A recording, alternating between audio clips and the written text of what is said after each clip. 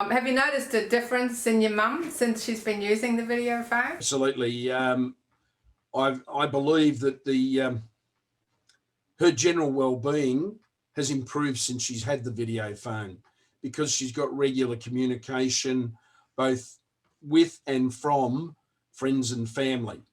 In fact, one of my nieces, my eldest niece, has remarked to me, quote, "Grandma seems better since having the video phone." That was her own words.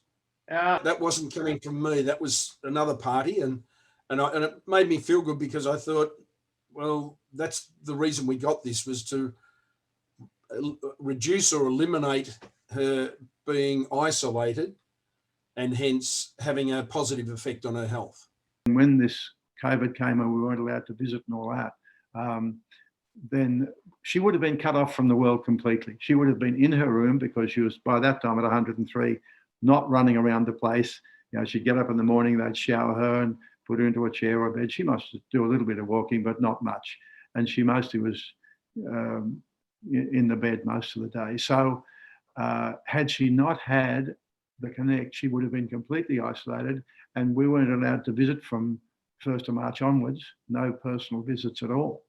So she would have been totally alone, and that would have been terribly distressing for her. Because I think keeping mum in touch with the world was really important with my brother and myself and other people that wanted to call her. I think that kept her alive. This problem of isolation and how it affects our overall health, can you explain to the viewers how serious isolation is? Yeah, absolutely, and this has been especially a problem since March in 2020. When you look at the medical research, social isolation and loneliness are linked to so many diseases and problems. Simple things like poor sleep, right through to depression, and even high blood pressure and worsening dementia. So there's just a whole string of problems that happen when you don't see humans often enough. And there's some Australian research that showed that social isolation is actually as bad for you as a health risk as smoking a pack of cigarettes a day.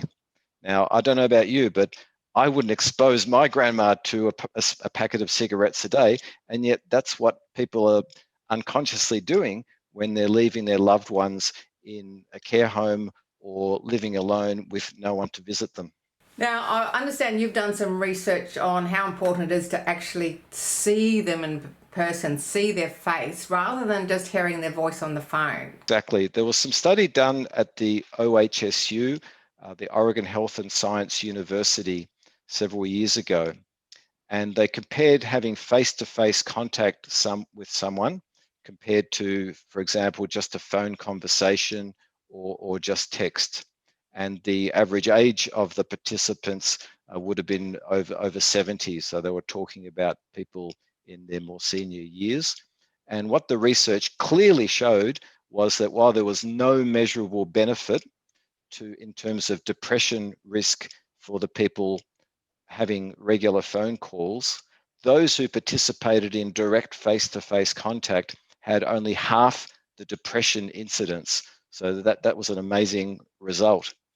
And they repeated the research using something like Skype, so video calling rather than direct face-to-face in person.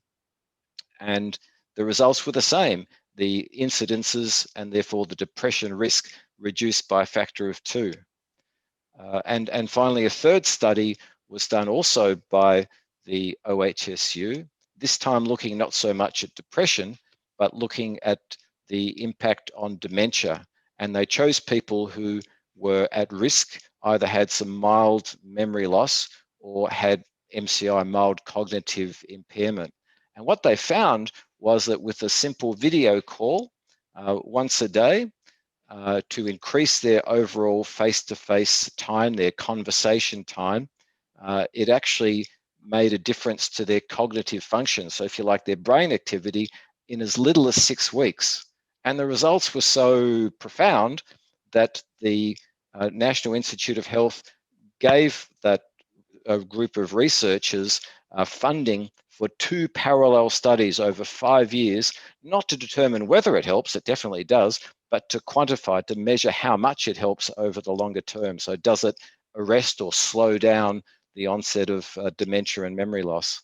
So very exciting results coming out of the US, and similar results out of Exeter University in the UK.